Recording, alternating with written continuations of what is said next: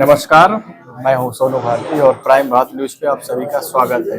एक बहुत ही सनसनीखेज और शर्मनाक मामला सामने आया है, जिसमें कि सेना के पूर्व ब्रिगेडियर के साथ में कुछ दुसाहित लोगों ने उन पर जानलेवा हमला किया और उनके सिर में काफ़ी टाँके लगे हैं, पैर में चोट है, पेट में चोट है। क्या कुछ पूरा मामला है, किस मामले को लेकर के उन पर हमला हुआ है और यहाँ पर आज वो आए हैं लखनऊ में। सर क्या मामला है, आप अपना नाम बताते हुए मामला बताएं। मैं ब्रिगेडियर रविंद्र श्रीवास्तव हूँ। मैं 67 इयर्स का हूँ।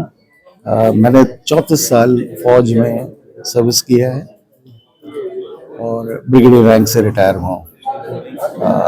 मेरे पूर्वज ग्रैंडफादर वो फ्रीडम फाइटर थे, मिस्टर हरि गोविंद सिंह, और मेरे फादर एयरफोर्स में थे।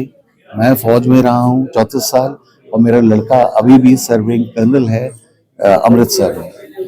ये क्योंकि हम जिम्मेदार थे तो हमारी जमीनें एक धीरापुर कैथा गांव में, जो कि तिलोई डिस्ट्रिक्ट तहसील डिस्ट्रिक्ट तिलोई में आती है, और डिस्ट्रिक्ट अमेठी है, तहसील तिलोई है। इधर काफी जमीन है, तो गांव वाली जमीन तो मैंने काफी कार्रवाई की है। बैंक खुलवा दिया लोगों के लिए, रोड खुलवा दी, तालाब खुलवा दिए, लोगों को रोजगार भी दे दिया। जो आसपास की जमीन है, जो जो भवानीपुर की जमीन थी, उसमें भी हमारी फैमिली के काफी जमीनें हैं। तो मैंने इसके लिए एसडीएम को तहसील दिवस के लिए भी दिया था, कराया था सितंबर अक्टूबर में। उसके बाद डिटेल लेटर लिखा था कि ये जमीनें और ये लोग हैं जिन्होंने ऑक्युपाई कर रखी है। इसके बाद 4 तारीख को मैं एसडीएम से मिला भी था। 5 तारीख को मैं अपने जमीन पे गया और उससे पहले मैंने एसडीएम को बता दिया था कि मैं 5 तारीख को ये एरिया विजिट कर सकता हूँ, कोई प्रॉब्लम तो नहीं होगी। तो उन्होंने बताया कि ये जमीन आपकी है, आप जो मर्जी करना चाहें करिए। तो मैं 5 तारीख को उसको साफ करने के लिए गया था। मेरे साथ मेरे केयर टेकर थे, और जब मैं खेत की तरफ गया तो पता नहीं कहां से ये 3 लोग जो पेड़ों की आड़ में छुपे हुए थे, इन्होंने मेरे पे घातक हथियार के साथ अटैक कर दिया। एक ने मेरा सिर फाड़ दिया, जिसमें आप देखें तो 16 स्टिचेस लगे हैं। इस तरफ जो काफी गहरा घाव है, उसमें उनको 3 स्टिचेस लगाने पड़े, और इस तरफ 4 स्टिचेस लगे हुए। इसके अलावा पूरा हाथ मेरा आप देखिए पूरा लाल हो रखा है, जख्म है। पीठ में ईंटे से मारा है उन्होंने, ये देखिए पीठ में मारा है। पूरा पैर क्या कहते हैं इंजर्ड है। यहाँ देखिए अभी भी स्वेलिंग है, 1 हफ्ता हो रहा है, इतनी स्वेलिंग अभी भी है। पूरा टूटा हुआ है, ये स्टिचेस लगे हुए हैं। और ये वाला पैर जो है, कोई बात नहीं, ये पैर है, इसमें पूरे स्टिचेस लगे हुए हैं, ऊपर यहाँ से फाड़ दिया बिल्कुल। तो इस तरह की इंजरी, मेरे को जानलेवा इंजरी जो है की गई है। और उसके बाद मैं 3 दिन तो मुझको होश नहीं आया, और जब मेरे को कल थोड़ा बहुत होश हुआ तो मैंने एसडीएम से पता किया, तो उन्होंने बताया कि उसको रिहा कर दिया गया है। उनका सेक्शन 151/170 जो अभी प्रेजेंट है, उसमें लगा के उनको रिहा कर दिया, और वो गाँव में चढ़े होकर घूम रहे हैं। और जब मैंने पुलिस से पूछा कि इन्वेस्टिगेशन, तो बताया कि इन्वेस्टिगेशन ऑफिसर जो है मनोज कुमार, वो छुट्टी पे हैं। उन्होंने आज तक अभी तक इन्वेस्टिगेशन विटनेसेस की स्टेटमेंट या मेरी स्टेटमेंट ही ली नहीं है। तो मेरे को ये आप सबसे रिक्वेस्ट है कि आप सब जरा सिविल एडमिनिस्ट्रेशन और पुलिस एडमिनिस्ट्रेशन और गवर्नमेंट से थोड़ा सा ये दिखाएं, क्योंकि हम फौजी हैं, जिंदगी और हमारी बाहर निकल जाती है। मैं तो अफसर हूँ, मैं तो प्रेस कॉन्फ्रेंस कर सकता हूँ, पर उनके बारे में क्या है जो जवान है, जिनकी कोई सुनवाई नहीं होती है। और ये मेरा ही अकेला केस नहीं है, बहुत सारे ऐसे जवान हैं जिनके घर वाले ही उनको, या उनके पड़ोसी या गांव के जो दबंग हैं, वो उनको उनकी जमीन का हक लेने नहीं देते। तो मेरे को गवर्नमेंट से यही अनुरोध है कि इसमें कोई कार्रवाई करे, फौजियों को देखना उनका फर्ज है। जिस तरीके से आपके चोटें लगी हुई हैं, तो क्या लोकल पुलिस ने आपका मेडिकल अपनी देख रेख में कराया है?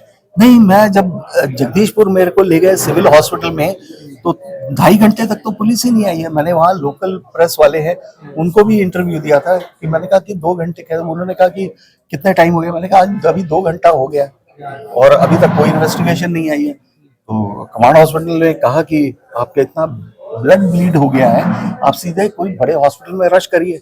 तो मुझको समझ आया, क्योंकि मेरी कार थी, ड्राइवर था, तो मैं सीधे ही कमांड हॉस्पिटल लखनऊ में आ गया और वहाँ अपना ट्रीटमेंट कराया। मेरे जब ये ट्रीटमेंट चल रहा था, तकरीबन 12 बजे, कोई इंस्पेक्टर हैं अवधेश, SI अवधेश नारायण, उन्होंने आके कहा कि आपकी स्टेटमेंट ले लें। मैंने कहा मैं भी इस कंडीशन में है ही नहीं हूँ, मेरे को ऑलरेडी सिड्यूसिव दे रखा है स्टिचेस लगाने के लिए, आप कल आइएगा। तो सुबह मेरे पास आए, उन्होंने मेरा एक बयान लिया जो कि मेरे को अभी याद भी नहीं है कि मैंने क्या लिख के उनको पकड़ा दिया, और उसके ऊपर उन्होंने FIR किया। अच्छा, तो उसके बाद में वहाँ के जो SDM हैं या DM है, किसी का आप पे कोई फोन आया या नहीं, आपसे SDM का कोई संबंध आपसे? नहीं, SDM का कोई फोन नहीं आया। मैंने कल SP से, जब मेरे को होश आया, मैंने SP से फोन किया।